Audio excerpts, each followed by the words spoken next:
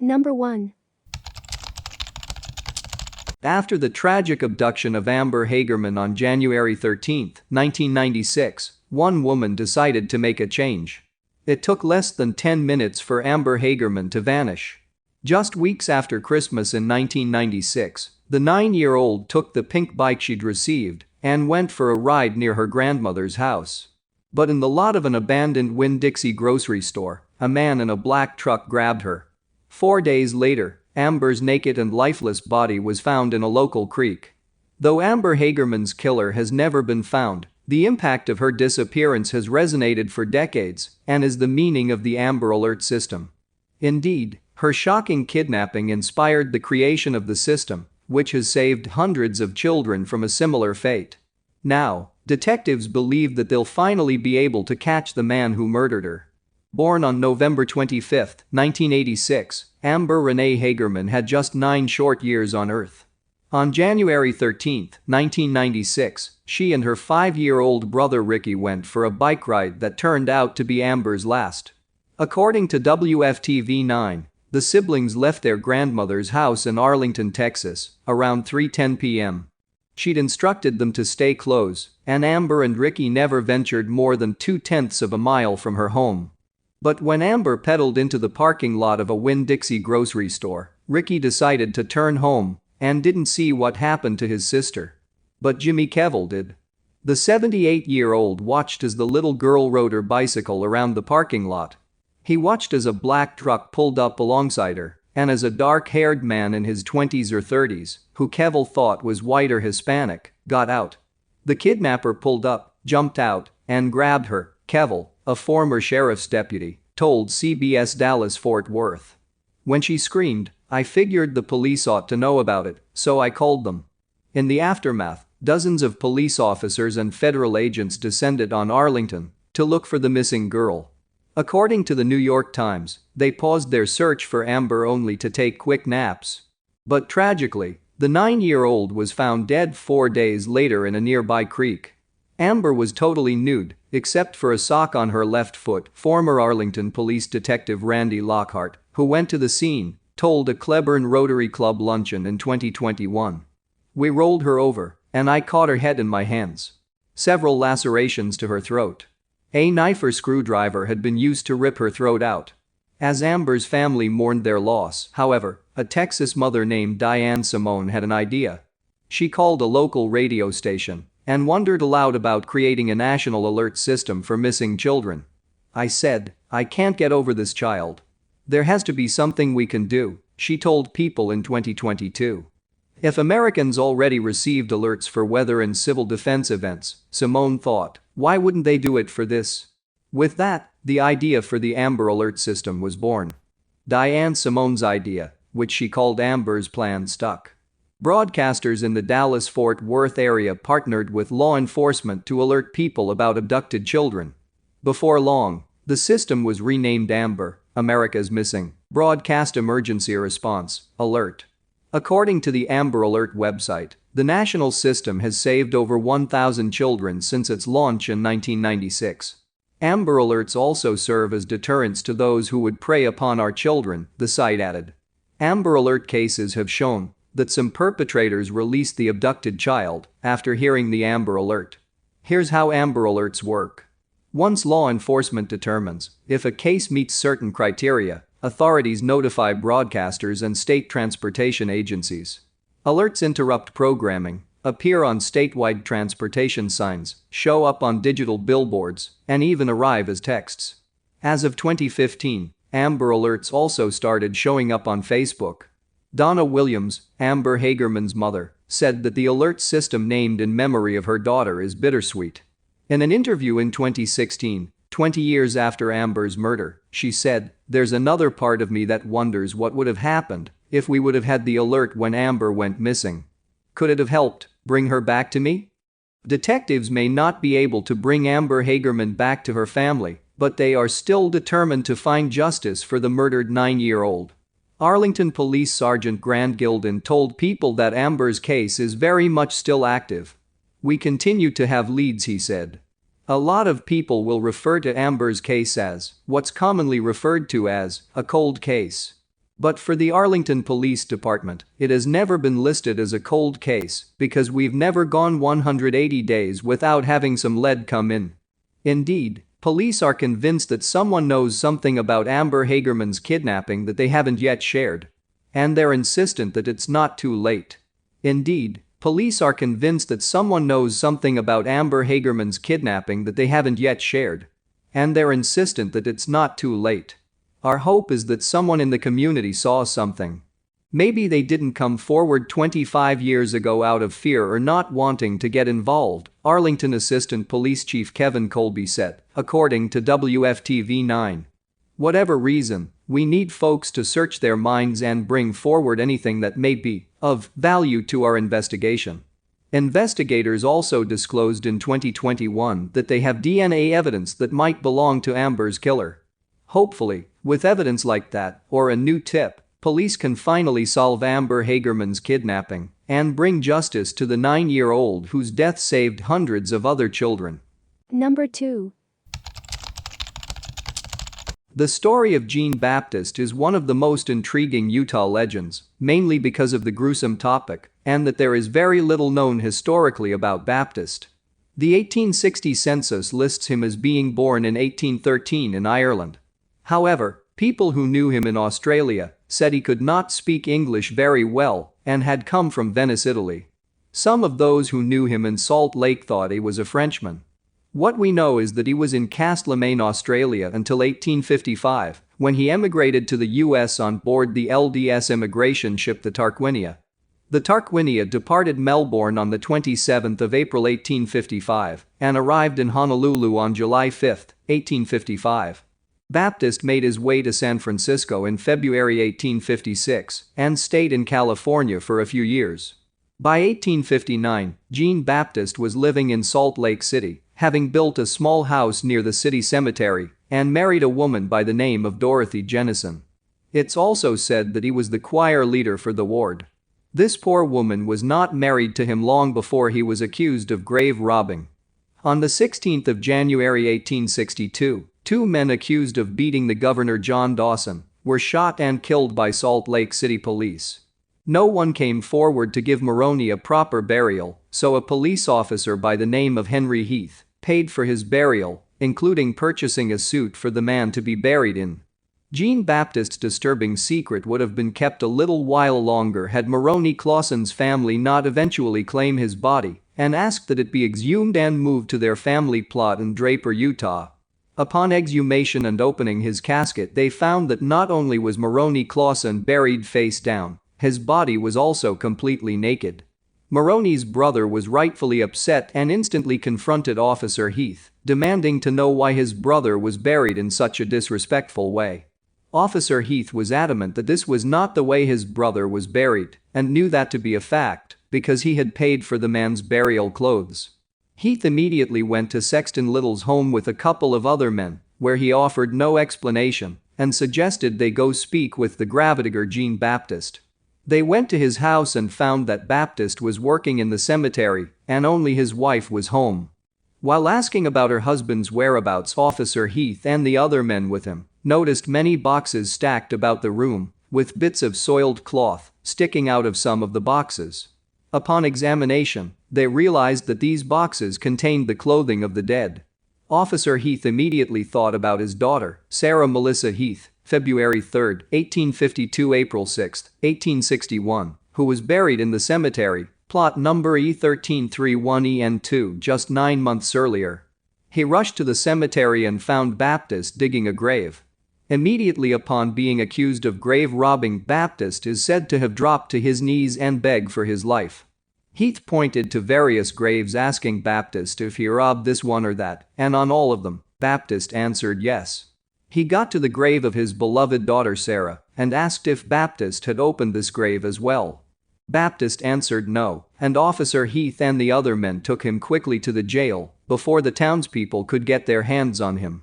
Henry Heath later said in an interview that he had made up his mind to kill Jean Baptiste right there on the spot if he had admitted to defiling Sarah Heath's grave. After Baptiste was taken to the jail in Salt Lake City, the police went back to his house and removed the boxes of clothing, shoes, and other items taken from the over 300 graves he was said to have robbed. City officials weren't sure what to do with all the items Jean-Baptiste had stolen.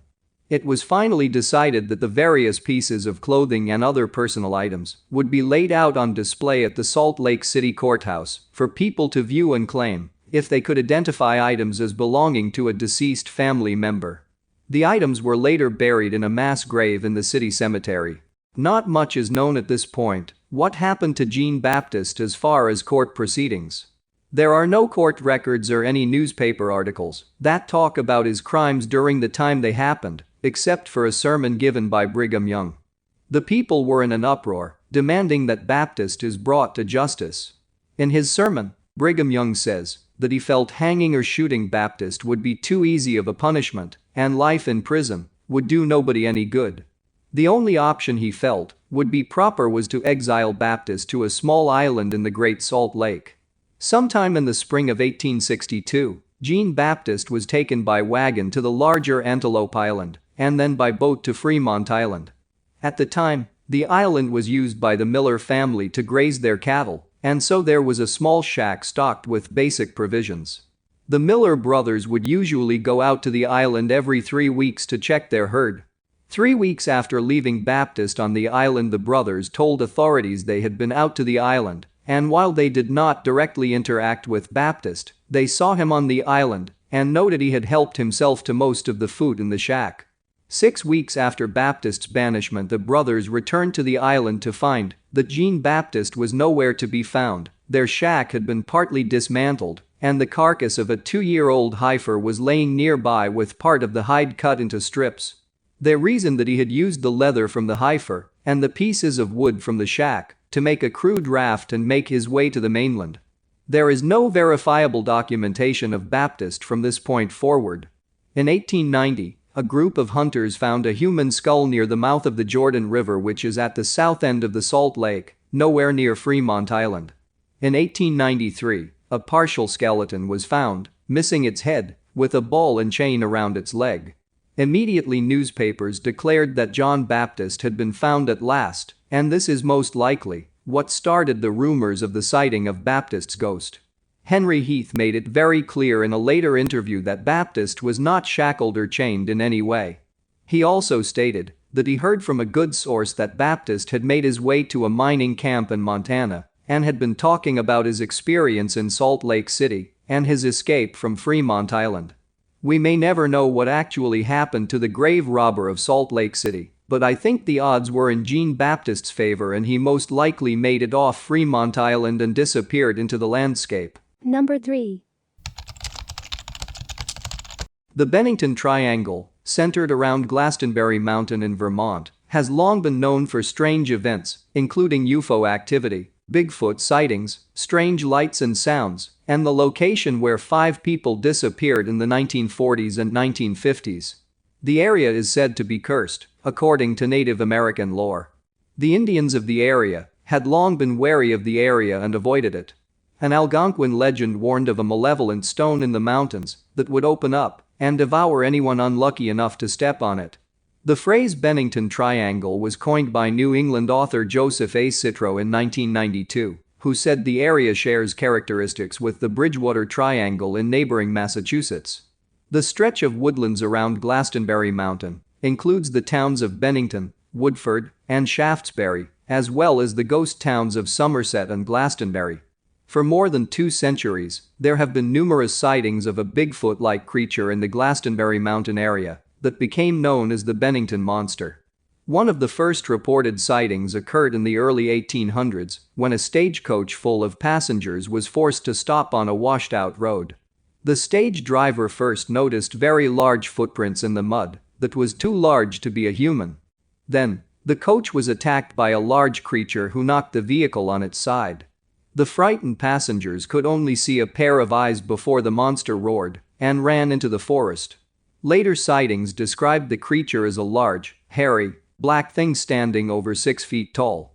There have long been stories of people going missing in the area, including a man named Carol Herrick in 1943. Herrick went missing during a hunting trip about 10 miles northeast of the ghost town of Glastonbury. His body was discovered 3 days later, surrounded by giant, mysterious footprints. He had been squeezed to death. During a 5-year span, beginning in 1945, people began to disappear regularly. The first to go missing was a 74-year-old hunting guide named Midday Rivers on November 12, 1945. Rivers, who knew the area well, was leading a party of 4 hunters in the area of Hell Hollow in the southwest woods of Glastonbury. As he led the group back to their camp, he got ahead of them and never returned to camp. Initially, the other hunters weren't concerned as their guide was a skilled woodsman. However, when Rivers didn't resurface, an extensive search was conducted by 300 concerned locals and U.S. Army soldiers dispatched from Massachusetts's Fort Devens. Though they combed through the vast wilderness for 8 days, the only thing found was a rifle cartridge of the same type that Rivers used. There was no evidence of an animal attack, and his body wasn't found. Even after this exhaustive search, many locals believed that the knowledgeable woodsman would be able to survive and would soon resurface in town. But he never did. Rivers disappeared along the Long Trail Road area and Vermont Route 9. A year later, 18-year-old college student Paula Weldon went hiking on the Long Trail on Sunday, December 1, 1946. Wearing a bright red jacket, several people had seen her go, including a store employee in Bennington who had given her directions and an elderly couple who were hiking about 100 yards behind her for a time. There was no concern until the college sophomore failed to attend her classes at Bennington College the next morning. Afterward, an extensive search was conducted, including more than 1,000 people searching, aircraft surveillance, posting a $5,000 reward, and help from the FBI. The elderly couple who had seen her on the trail said that she seemingly disappeared after she turned a corner on the trail. During the massive search, no clues to her fate were ever discovered. Exactly 3 years after Paula Weldon had disappeared, James Tedford went missing on December 1, 1949. A veteran resident of the Bennington Soldiers' Home, Tedford had been in St. Albans visiting relatives and returned home on a bus when he vanished. According to witnesses, Weldon was one of 14 passengers on the bus at the last stop before arriving in Bennington. However, when the bus arrived in Bennington, he had seemingly vanished. His belongings were still in the luggage rack, and an open bus timetable was on his vacant seat. No one had seen him get off the bus, and he didn't disembark in Bennington. Though the disappearance was investigated, no one had seen anything, nor did they report any suspicious incidents. On October 12, 1950, an 8-year-old boy named Paul Jepson went missing in the area. Jepson was playing in Bennington's cab of a pickup truck when his mother left him briefly to tend to her pigs. When she returned, the boy was gone. After looking for the boy in the immediate area, he was reported missing and hundreds of people assembled in a search party. Bloodhounds were also brought in to search for the boy, which picked up his scent and followed it toward Glastonbury Mountain, but it was lost at a nearby crossroads, suggesting a possible abduction by a motorist. The boy's father said that Paul had been talking about visiting the mountains for several days. Though the area was searched for several days, no clues or remains of the boy were ever found. Just 16 days later, Frieda Langer went missing on October 28, 1950. She and several other family members were camping in the woods near Glastonbury Mountain. The 53-year-old Langer, along with her cousin, Herbert Elsner, left their family campsite near the Somerset Reservoir to go on a hike. However, when they were just a few hundred yards from their campsite, Langer slipped and fell into a stream, soaking her clothes and shoes. She then asked her cousin to wait as she ran back to the camp to change her clothes. After Elsner waited for a while and Frieda didn't return, he also returned to the camp to see if everything was all right. It wasn't. Frieda hadn't returned to the camp. Instead, she had seemingly disappeared in broad daylight in the short distance. In the next few weeks, several search parties, which included some 400 people comprised of police, volunteers, firefighters, soldiers, and aircraft, searched for her and turned up nothing. The search was finally called off. Then, 7 months later, on May 12, 1951, her body was found near Somerset Reservoir, in an area that had previously been extensively searched. Due to the body's decomposition, No cause of death could be determined. The case remains unsolved. Langer was the last person to disappear and the only one whose body was found. Though no direct connections have been found that tie these cases together, other than geographic area and time period, some claim these disappearances were the work of a serial killer. Others blame the Indian curse or the paranormal, stating the place is a window into the unexplained. Some say the area is unstable due to wind patterns that are unusually chaotic and confusing, so people can easily get lost. Whatever the reason, the area is famous for its strange phenomena. In addition to the Bigfoot sightings and disappearances, others have reported seeing strange floating lights, other mysterious woodland creatures, and UFO activity. Number 4. The Old House Woods was a scary place when the colonists came to this country. The dense woods along the ocean were so thick the sky couldn't be seen through the tree limbs. It was the perfect port for men to hide and lay low from the law.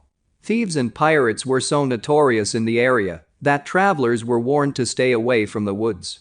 The woods were used as a secret port by both Revolutionary sailors and Civil War ones. The woods were filled with stories of thievery and murder before the first incident even occurred. The name Old House Woods actually reflected the fact that in the late 1700s an old colonial building stood in the middle of the woods. It was abandoned and believed to be full of angry spirits. The house, called the Franny Night House, spontaneously caught on fire. Then, it to put itself back out with no intervention. Years later, the same house caught fire again. But this time it allowed itself to reduce the house to dust. The forest has since taken the house's remains back. In the 19th century, a fisherman named Ben Fariby coming out from White's Creek claimed he saw a huge, three-masted ghost galleon out on the water. It had lit lanterns along its deck and spectral men aboard, looking off into the distance. The ship was heading straight for him, but his calls were ignored. At the last moment, when there should have been an impact, the ship simply floated over his head and continued to hover up to the beach. There was a sound of a harp after the ship passed, and Fariby watched in terror as the ghost ship floated up over the trees of the forest. It stopped above the pines and he claimed to see rope ladders thrown over the sides.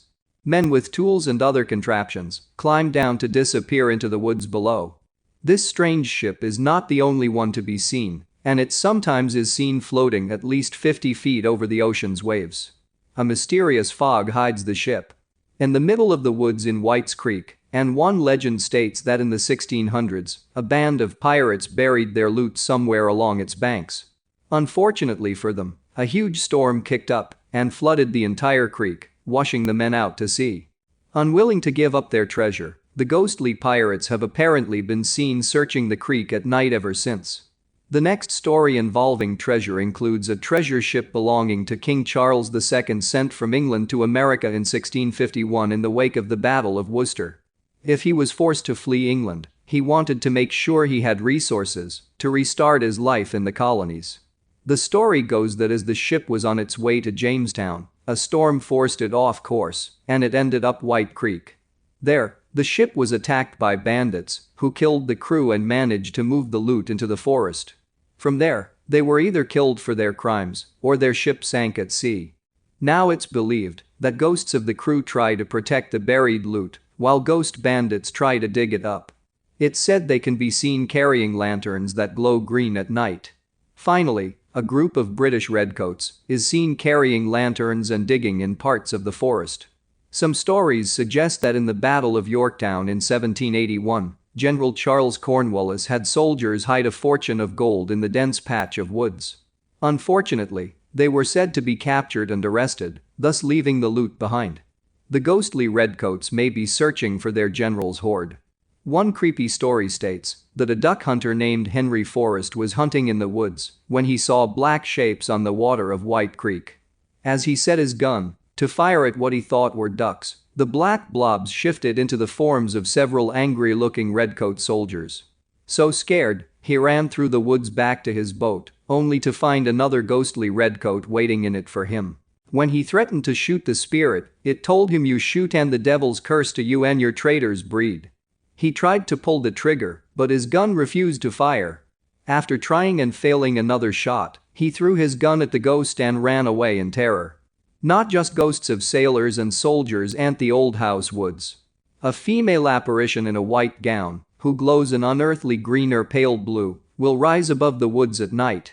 She'll let out an unearthly scream, a portent to sailors out at sea of a terrible incoming storm, and to evacuate the area. She's become known as the Storm Woman. Ghostly animals haunt the woods as well.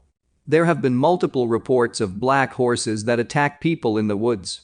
Ghost crows will cackle and screech from the tree canopy. 2 black ghost dogs will chase trespassers away. They'll pounce at people and even have been known to jump into the beds of trucks, leaving deep claw marks before disembarking. The sounds of their howls are enough to cause fearless men to shiver. If the angry phantoms of black dogs don't work, then the woods will send out the big guns. Phantom headless cows. Perhaps the strangest stories on this list include 2 separate incidents in the old house woods. In 1926, a man named Jesse Hudgens reported that a group of strangers with lanterns approached him. As they got closer, he was able to make out that they were wearing some type of old armor. The wearers were nothing but animated skeletons underneath. One pulled out of a large ancient sword and waved it at him in a terrifying manner, causing him to flee for his life. The second incident took place on the road leading through the woods. A man had car trouble in the middle of the night and was stuck. As he was trying to fix it, a figure that he described to be a skeleton wearing old armor strode up to him with purpose and asked, "Is this the King's Highway? I've lost my ship." The man was so scared he ran away, leaving his car behind. What's really happening in the old house woods? People who have lived in the area of the woods say they haven't experienced such ghostly shenanigans. The scariest thing they have to deal with is the enormous mosquitoes that come from the marshes. Many think the stories are just creepy urban legends to keep people off of private property, which the woods are now. However, paranormal investigators do get evidence in the woods of something. Electronic voice phenomenon, EVPs, of unsure animals and people have been captured. Pictures and videos of creepy things are all over the internet. Still, an urban legend is defined as a story that grew from a kernel of truth. So, what was the starting point of all these insane tales? Number 5. In 2002, 2 men attacked Jason Padgett, a furniture salesman from Tacoma, Washington, who had very little interest in academics, outside a karaoke bar, leaving him with a severe concussion and post-traumatic stress disorder. But the incident also turned Padgett into a mathematical genius who sees the world through the lens of geometry. In September 2002, 2 men savagely attacked Jason Padgett outside a karaoke bar, leaving him with a severe concussion and post-traumatic stress disorder. But the incident opened a hidden door in Padgett's mind, as he turned into a mathematical genius who can see the world through the lens of geometry. Padgett, a furniture salesman from Tacoma, Washington, who had very little interest in academics, developed the ability to visualize complex mathematical objects and physics concepts intuitively. The injury, while devastating, seems to have unlocked part of his brain that makes everything in his world appear to have a mathematical structure. Now he can see shapes and angles everywhere in real life, from the geometry of a rainbow to the fractals in water spiraling down a drain, which is just really beautiful, according to Padgett. Padgett, who in 2014 published a memoir with Maureen Seberg called Struck by Genius, is one of a rare set of individuals with acquired Savant syndrome, in which a normal person develops prodigious abilities after a severe injury or disease. Other people have developed remarkable musical or artistic abilities, but few people have acquired mathematical faculties like Padgett's. Now, researchers have figured out which parts of the man's brain were rejiggered to allow for such savant skills, and the findings suggest such skills may lie dormant in all human brains. Before the injury, Padgett was a furniture salesman who cared little about anything beyond partying and chasing girls. He hadn't progressed beyond than pre-algebra in his math studies. Padgett said he cheated on everything, and he never cracked a book. Then one fateful night changed him forever. Padgett recalls being knocked out for a split second and seeing a bright flash of light. 2 guys started beating him, kicking him in the head as he tried to fight back. Later that night, doctors diagnosed Padgett with a severe concussion and a bleeding kidney and sent him home with pain medications, he said. Soon after the attack, Padgett suffered from PTSD and debilitating social anxiety. But at the same time, he noticed that everything looked different. He describes his vision as discrete picture frames with a line connecting them, but still at real speed, and everything has a pixelated look. Padgett had literally 1,000 or more drawings of circles, fractals, every shape that he could manage to draw. It was the only way he could manage to communicate effectively what he was seeing. Padgett believed his drawings held the key to the universe and were so important that he needed to take them everywhere with him. While on a rare trip out one day, he was approached by a man who had noticed Padgett with his drawings and told him they looked mathematical. "I'm trying to describe the discrete structure of space-time based on Planck length, a tiny unit of measurement developed by physicist Max Planck, and quantum black holes," Padgett told him.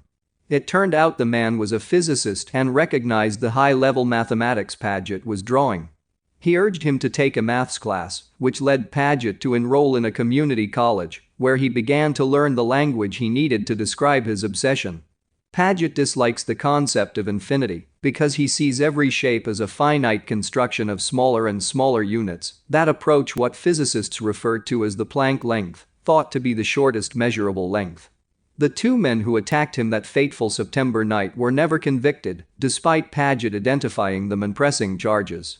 Years later, however, one of the men, Brady Simmons, wrote to Padgett to apologize while he was undergoing treatment for prescription drug addiction following a suicide attempt. In a sense, two lives were changed in the years that followed the attack. Number 6. At 12:30 p.m. on August 10, 1991, 44-year-old investigative reporter Danny Casolaro was found dead in his hotel room near Martinsburg, West Virginia. A maid had found him in his bathtub. Both of his wrists had been slashed several times. Police were called in to investigate. They soon found an apparent suicide note that read, "To my loved ones, please forgive me. Most especially my son, and be understanding. God will let me in." In the bathtub, they found a razor blade. It was determined that Danny's wrists had been slashed a total of 12 times. There were 8 cuts on his left one and 4 on his right one. One cut was deep enough to sever a tendon. Investigators found his wallet, with credit cards and money, still in his room. There appeared to be no signs of forced entry or a struggle. As a result, they ruled his death as suicide. For unknown reasons, his family was not notified of his death for 2 days. They're convinced that he was murdered. When Danny's brother, Tony, contacted the police, he was stunned to learn about the day in notification. He asked about Danny's papers, his investigation, and his overall life. The officer did not know about any of it. The papers that he had with him included hundreds of notes and documents from his year-long investigation. They have never been found. Danny's family also noted that he was afraid of blood tests and needles, so they felt that it would be unlikely that he would commit suicide by slashing his wrists. Just days before his death, he told several friends that he was close to breaking the story that he had been investigating. It started as an inquiry into a computer software theft. However, it soon turned into an investigation of government corruption that allegedly implicated U.S. Justice Department officials. Some believe that he was killed because he knew too much. His investigation began in August 1990 when he interviewed Bill and Nancy Hamilton, the owners of a computer software company called Inslaw. They had developed a powerful program called Promise that allegedly revolutionized information management for law enforcement agencies. In 1980, the U.S. Justice Department purchased Promise to handle their millions of case files. Initially, it worked well with the department. However, during the second year of their 3-year contract, the Justice Department began to withhold payments from Inslaw. This eventually led to Inslaw filing for bankruptcy. Bill and Nancy discovered that the Canadian government had acquired Promise, despite the fact that they did not sell it to Canada. Bill and Nancy spoke to Michael Riconosciuto, who claimed to have worked with the CIA on numerous top-secret projects. He claimed that people involved in covert operations in South America and the Middle East had distributed Promise. He also claimed that the money received from selling it was used for other covert operations. In August 1989, the Inslaw scandal became known to Congress, and the House Judiciary Committee opened a formal inquest. Riconosciuto testified about his knowledge regarding this case. Within a week of submitting his sworn affidavit to the committee, he was arrested on drug charges by agents of the Justice Department. Former Attorney General Elliot Richardson also testified before the committee. After months of investigation, Danny believed that he had uncovered an unsavory network of U.S. officials, organized crime members, and intelligence agents. He called the network the Octopus. He claimed that it was behind several scandals of the 1980s, including the Iran-Contra scandal, the BCCI scandal, the BNL affair, and the now discredited October surprise. He was apparently in contact with several shadowy figures. A week before his death, Danny told Tony that he had been receiving frequent death threats. He also said that if he did die, that Tony should not believe that it was an accident. On August 8, 1991, he arrived in Martinsburg with several briefcases, planning to meet with informants and conclude his investigation. He claimed to have been tracking the finances of the Octopus and believed that one of his new contacts would deliver new evidence. Some of it would include IRS printouts of certain individuals. The day before his death, Danny met with another source, William Turner, who was a former employee of a major defense contractor. According to him, he handed over paperwork describing corruption that Danny believed was tied to the Octopus. The next day, Danny was dead and Williams' document were missing, along with the rest of Danny's papers. Due to the controversy surrounding Danny's death, the West Virginia authorities convened a formal inquest, which included a complete autopsy. Tony claimed that Danny had been embalmed without the family's permission. The autopsy confirmed that bleeding from the wrist cuts were the cause of his death. It also suggested that he was not alone at the time. Specifically, there was a bruise on his arm and head. Also, the tips of 3 of his fingernails were missing. Danny's family learned that his hotel room was cleaned by a professional cleaning crew the day after his death. They inadvertently discarded important evidence. Interestingly, one of them remembered seeing 2 bloody towels in the bathroom. It appeared that someone had tried to clean the blood off the floor prior to when the professional crew arrived. One strange footnote to this case occurred at Danny's funeral. During the burial, a highly decorated military official appeared and placed a medal on his casket. Nobody knows who he was or what connection he may have to this case. Danny's family and many others are convinced that his investigation into Inslaw and the Justice Department led to his death. Several people believe Danny was murdered by a secret clandestine government agency dubbed the Octopus, but such a presence is unconfirmed at best. His family believes that they killed him because he learned too much during his investigation of Inslaw and the U.S. Justice Department.